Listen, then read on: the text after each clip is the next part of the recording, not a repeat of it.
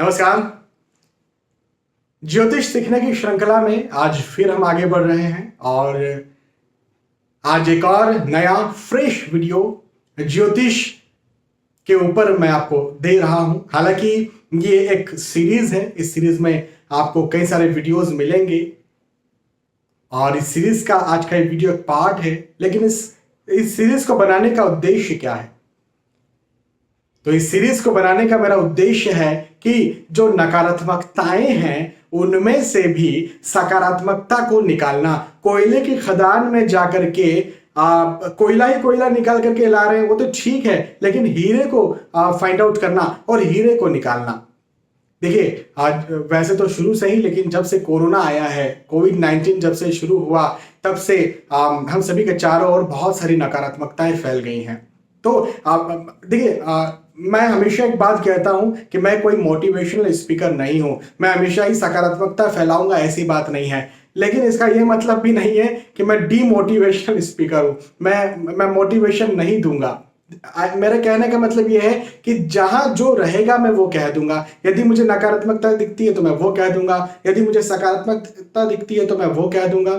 लेकिन फिर भी मैंने ये सोचा कि एक ऐसा सीरीज बनाया जाए जिसमें यदि कहीं नकारात्मकता है तो क्या उसमें से सकारात्मकता कहीं निकल सकती है, वो आपको बताया जाए। आज के इस वीडियो और खास तौर पर ये जो सीरीज पूरा चल रहा है, इसका जो शीर्षक है, इसका जो टाइटल है, वह है बदनाम युतियों के सकारात्मक फल।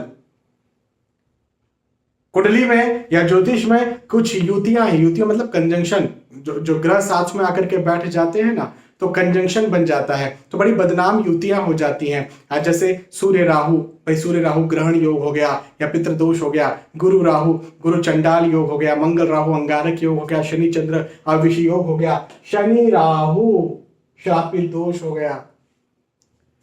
हालांकि श्रापित दोष पर अलग से मैं एक वीडियो बना चुका हूं, लेकिन मैंने सोचा कि वो वीडियो जिन लोगों ने नहीं देखा, इस सीरीज में भी कोई बदनाम युतियों को देख रहा है तो उसके लिए भी ये युति जरूर से मुझे बताना चाहिए। क्योंकि श्रापित योग को लेकर के, श्रापित दोष को लेकर के कई सारे लोग भ्रम में हैं, कई सारे लोग डरे हुए हैं। तो आज मैं आपको बताऊंगा कि शनि और राहु की युति, देखिए कुंडली यहां पर मैंने बनाई है और वृषभ लगन का कुंडली है। हो सकता है आपके पास कोई और लगन हो सकता है मैंने यहाँ पर शनि राहु को बैठा दिया आपकी कुंडली में, कहीं और शनि और राहु साथ में आकर के बैठ गए हों, हो सकता है, बहुत सारी प्रोबेबिलिटीज हो सकती है। लेकिन मैं यहाँ पर एक आपको लॉजिक समझाने का प्रयास कर रहा हूँ, उसे आप कहीं और भी लगा सकते हैं। तो वृषभ लगन की कुंडली मैंने उदाहरण के तौर पर बनाई है। शनि और राहु को दशम स्थान पर 11 नंबर यानी कुंभ राशि में मैंने बैठा दिया। अब यहां पर यदि सामान्यतः शनि और राहु बैठेंगे तो एक मन में डर आता है, एक मन में ऐसी फीलिंग आती है कि भाई शनि और राहु तो ऐसे ग्रह हैं जो कि नकारात्मक, कहीं ना कहीं कुछ ना कुछ नकारात्मकता है, कहीं ना कहीं ये बिगाड़ने वाले हैं। भैया हमको श्राप मिला हुआ है, ये श्रापित दोष है ना। कई सारे सो कॉल्ड एस्ट्रोलॉजिस्ट जो हैं वो कहेंगे कि भैया ये श्रापित दोष है, आपको पुराने जन्म में किसी का श्राप मिला था, आपके यहाँ कोई पहले था जिसने खराब कर्म किए थे, उसको श्राप मिला था, वो चलते हुए आपके यहाँ आ रहा है। तो इस प्रकार की मनगढ़ंत बातें जो हैं वो बनाने का काम करेंगे। लेकिन ये जो शनि राहु बैठे हैं ना, श्रापित योग बिल्कुल भी नहीं है। मुझे नहीं पता ये कहाँ से ये गणित निकल करके आया श्रापित योग का। शनि राहु श्रापित योग नहीं है। देखिए, मैं आपको थोड़ा सा और लॉजिकली समझाता हूँ, फिर यहाँ पर मैं कुंडली के माध्यम से भी आपको समझाऊंगा कैसे नहीं है। लेकिन पहले थोड़ा सा मैं आपको लॉजिकली समझाता हूँ। देखिए, दो चीजें होती हैं किसी भी सिद्धांत के लिए, एक होता है प्रैक्टिकल, एक होता है थ्योरी, थ्योरेटिकल, एक होता है प्रैक्टिकल। कई बार जो प्रोफेशनल्स हैं वो इस बात को मेरी समझें, कई बार थ्योरी से थोड़ा अलग प्रैक्टिकल हो जाता है। जो प्रोफेशनल्स हैं ना, जो डॉक्टर्स हैं, जो वकील हैं, एडवोकेट्स हैं, जो सीए हैं, जो एस्ट्रोलॉजर्स हैं, वो समझेंगे कि कई बार थ्योरी कुछ लिखा हुआ है, हो कुछ और जा रहा है। तो कई बार ऐसा एक्सेप्शनल केसेस हो जाते हैं। तो प्रैक्टिकली तो मैंने कभी भी शनि और राहु को जो है वो खराब फल देते हुए, मतलब ऐसा इन जनरल नहीं देखा। देखिए, ऐसे तो फिर कोई भी ग्रह कहीं खराब बैठेगा, नीच राशि बैठेगा, खराब भाव में बैठेगा तो खराब फल तो देगा ही देगा। लेकिन इन जनरल बात कर रहे हैं हम, तो श्रापित योग जैसा तो कोई फल देते हुए मैंने आज तक शनि और राहु कभी देखा नहीं प्रैक्टिकली। लेकिन चलिए थ्योरेटिकली बात कर लेते हैं कि भाई थ्योरी क्या कहती है, शास्त्र क्या कहते हैं। हाँ, तो थ्योरी सीधी सी बात है, शनि देवता और राहु देवता ये एक पार्टी के ग्रह हैं। भाई शुक्र देवता दानवों के गुरु कहे गए, गुरु बृहस्पति देवता देवताओं के गुरु कहे गए। अभी दानवों में शुक्र देवता में राहु और केतु के तो गुरु हो ही जाते हैं शुक्र देवता, लेकिन शनि हालांकि दानवों में आते नहीं, लेकिन शनिदेव का पार्टी वही है राहु केतु वाला। शनिदेव का पार्टी सूर्य और मंगल वाला बिल्कुल भी नहीं है, गुरु वाला बिल्कुल भी नहीं है, उनका पार्टी है शुक्र वाला, राहु केतु वाला। तो राहु केतु शनि शुक्र ये एक ही पार्टी के ग्रह हो गए, एक ही पार्टी के हो गए, एक ही विचारधारा के हो गए। और चूंकि एक ही विचारधारा के हो गए तो निश्चित तौर पर ये आपस में मित्र हैं, आपस में मित्र हैं तो निश्चित तौर पर इन लोगों की विचारधाराएं एक है। ये दोनों जो है जब साथ में आएंगे तो बड़ा एंजॉय करेंगे। भाई आपके जो मित्र है, आपकी विचारधारा आपके समान सेम विचारधारा कोई रखता है, आपके समान भी सेम विचार रखता है, तो क्या आपको उसके साथ रहना पसंद नहीं आता है? पसंद आता है ना। आप कहते बड़े शान से कहते हैं मेरा मित्र है। हाँ, तो जब एक ही विचारधारा के दो ग्रह आकर के बैठे हुए हैं, एक ही पार्टी के दो ग्रह आकर के बैठे हुए हैं, एक ही विचारों के दो ग्रह आकर के बैठे हुए हैं, तो भाई ये तो मित्र है ना। तो मित्र है तो कहां से श्रापित योग का निर्माण हो गया? ये तो मुझे अब देखिए थ्योरी भी आपको मैंने बता दी, यही थ्योरी कहती है, इसके अलावा थ्योरी क्या कहती है? कुछ नहीं कहती। तो ये एक चीज होगी थ्योरेटिकली। प्रैक्टिकली तो मैं आपको बता रहा हूं, अभी प्रैक्टिकली और करके भी आपको मैं बता दूंगा। लेकिन मैं यदि अपने एक्सपीरियंस की बात करूं तो शनि राहु श्रापित योग जैसा तो कोई मुझे फल देखने को नहीं मिला। फिर मैं आगे दोहरा देता हूं इस बात को। ऐसे तो फिर बृहस्पति देव भी कहीं खराब जाकर के बैठ जाएंगे तो खराब ही फल देंगे, तो शनि राहु भी कहीं खराब बैठेंगे तो खराब ही फल देंगे। लेकिन इन जनरल जो श्रापित योग दिमाग में डाल दिया गया वैसा कुछ भी नहीं है। अब मैं यहां पर आपको समझाता हूं। वृषभ लग्न की मैंने कुंडली बनाई है, शनि और राहु को दशम स्थान पर 11 नंबर में कुंभ राशि के साथ बैठा दिया। यहाँ पर शनि देवता कौन है? शनि देवता जो है वो निसंदेह भाग्येश और कर्मेश है। भाग्येश क्यों है? 10 नंबर कहाँ लिखा हुआ है? 9वें भाव में, 9th हाउस में, भाग्य स्थान पर शनिदेव की राशि 10 नंबर है मकर राशि, शनिदेव की राशि। 11 नंबर कहाँ लिखा है? कर्म स्थान पर। भाई 11 नंबर है कुंभ राशि, शनिदेव की राशि है। तो भाग्येश और कर्मेश के भाग्य स्थान और कर्म स्थान, कर्म है जो आजीविका हेतु किया जाता है, आजीविका है तो धनार्जन के लिए किया जाता है। तो यहाँ पर भाग्येश भी शनिदेव हो गए, कर्मेश भी शनिदेव हो गए। और राहु देवता का क्या हो? तो देखिए मैं राहु देवता के बारे में एक बात कह चुका हूं पहले ही कि राहु और केतु ये ऐसे ग्रह हैं जो खुद के फल नहीं देते हैं। ये अच्छे फल तभी देंगे जब मित्र राशि में बैठेंगे, बुरे फल तभी देंगे जब ये शत्रु राशि में बैठेंगे। और अच्छे फल का एक और शर्त है कि पहली शर्त तो यही है कि ये जब मित्र राशि में बैठेंगे तो अच्छे फल देंगे, लेकिन मित्र राशि के स्वामी ने भी कहीं अच्छा बैठना चाहिए, तो वह उस आधार पर, उस राशि के स्वामी के आधार पर जो है अपना फल दे देंगे। तो यहां पर जो है वो शनि देवता के साथ निसंदेह राहु बैठे हैं, और चूंकि राहु बैठे हुए हैं तो ये निसंदेह शनि देवता जैसे फल देंगे। भाई शनिदेव की राशि में भी बैठे हैं और शनिदेव शनि ग्रह के साथ भी बैठे हुए हैं। यदि ये साथ में बैठे हुए हैं, दोनों ने एक ही जैसे फल देना है। ये मैंने थ्योरी पहले कई सालों पहले भी वीडियोस के माध्यम से समझाया था, आज भी समझाते आ रहा हूं। तो दोनों ने एक जैसे ही फल देना है। अब चूंकि दोनों ने एक जैसे फल देना है वो ठीक है अपनी जगह, लेकिन दोनों के अपने अपने कोई व्यवहार भी है। देखिए मैं हूं और मेरा ब्रदर है, ठीक है, हम एक माता पिता की संतान है, लेकिन हो सकता है ना कि मेरे व्यवहार कुछ और हो, मेरे ब्रदर के व्यवहार कुछ और हो। हाँ, हमारी विचारधाराएं भले ही एक हो, हम दोनों एक दूसरे के साथ रहना भले ही पसंद करते हैं, हम दोनों एक दूसरे के साथ घूमने फिरने कहीं जाते हैं, लेकिन जो सेम टू सेम मेरे जो व्यवहार है, क्या जरूरी है मेरे ब्रदर के भी व्यवहार है? या जो मैं किसी मित्र के साथ जा रहा हूँ, एंजॉय पसंद कर रहा हूँ उसके साथ, लेकिन क्या उसका भी सेम टू सेम वही व्यक्तित्व है जो मेरा है? थोड़ा सा तो अलग होगा ना। तो ठीक है, इनके भी अपने अपने व्यक्तित्व अलग हैं। शनि देवता रिप्रेजेंट करता है लॉयल्टी को, शनि देवता रिप्रेजेंट करते हैं न्याय को, न्याय प्रिय ग्रह माने जाते हैं। शनि देवता रिप्रेजेंट करते हैं नौकरी को। हाँ, राहु रिप्रेजेंट करते हैं डिप्लोमेसी को, राहु रिप्रेजेंट करते हैं कहीं ना कहीं भ्रष्टाचार को, राहु रिप्रेजेंट करते हैं जो कूटनीति होती है उसे, राहु रिप्रेजेंट करते हैं जो चोरों और गुंडों वाले जो बुद्धि होती है, ज्ञान होता है उसे।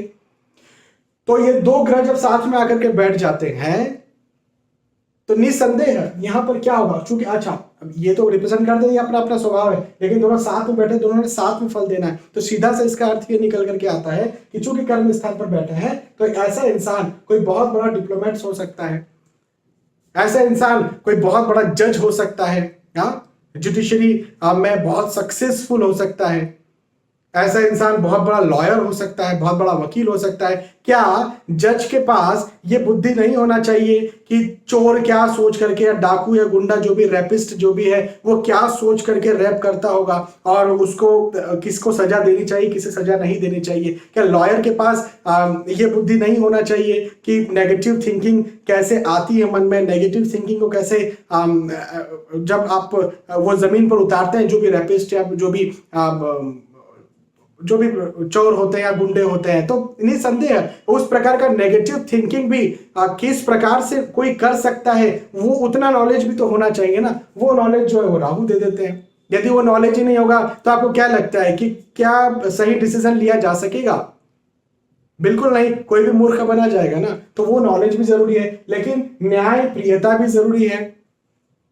आप समझ रहे हो ना मेरी बात? नेगेटिव लोगों का नेगेटिव करने के प्रति क्या नजरिया है, कैसे किया जा सकता है वो नेगेटिव, वो नॉलेज भी जरूरी है। और न्याय कैसे किया जाए, किसके साथ किया जाए, ये बात भी जरूरी है, नॉलेज भी जरूरी है, और ये मन, ये थिंकिंग भी जरूरी है। तो ये शनि और राहु उस चीज को यहाँ पर रिप्रेजेंट कर देंगे। और एक बहुत बड़ा जुडिशरी लाइन में, या फिर एक लॉयर हो सकता है, वकील हो सकता है, इस प्रकार का कोई व्यक्ति, या किसी भी देश के, हमारे किसी भी जो कानूनी दायरे होते हैं, वहां पर जाकर के बड़ी अच्छी पोस्ट को हासिल कर सकता है ऐसा कोई व्यक्ति। तो ये एक लॉयल्टी के साथ जो नेगेटिव लोग हैं वो क्या कर सकते हैं और उनको कैसे रोका जाए, इस डिप्लोमेसी का बहुत अच्छा कॉम्बिनेशन है। तो मैं तो इसे बहुत अच्छा कहूंगा। आप खुद सोचिए क्या ये अच्छा है बुरा है? ऐसा होना तो बहुत जरूरी है ना। तो वही चीज मैं समझा रहा हूं कि यहां पर तो शनि और राहु ने बहुत अच्छे फल दे दिए। अब आप यदि कहें कि भाई शनि और राहु यहां पर बैठेंगे तो क्या होगा, तो देखिए भाई, ये छठे स्थान है।